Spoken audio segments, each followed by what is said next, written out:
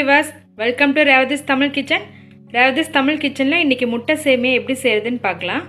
அதுக்கு தேவையான பொருட்கள்: ஒரு பேக்கெட் சேமியா எடுத்திருக்கேன், அணில் சேமியா. இது வந்து 200 கிராம். ஒரு பேக்கெட் அணில் சேமியாவுக்கு 3 முட்டை எடுத்திருக்கேன். 3 பச்சை மிளகாய் எடுத்து கட் பண்ணி வச்சுருக்கேன். ஒரு தக்காளி பழம், ஒரு பெரிய வெங்காயம் எடுத்து சின்ன சின்னதாக கட் பண்ணியிருக்கேன். இஞ்சி பூண்டு பேஸ்ட் 1 ஸ்பூன், உப்பு வந்து தேவையான அளவு, கொஞ்சமாக கருவேப்பிலை, மல்லி, காரத்துக்கு தகுந்த மாதிரி 1 ஸ்பூன் அளவு மிளகாய் தூள் எடுத்திருக்கேன்.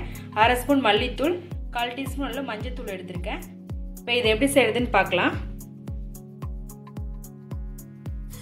பேனில் ஃபஸ்ட்டு சேமியா போட்டு வறுத்தலாம். லைட்டாக கலர் சேஞ்ச் ஆகட்டும்.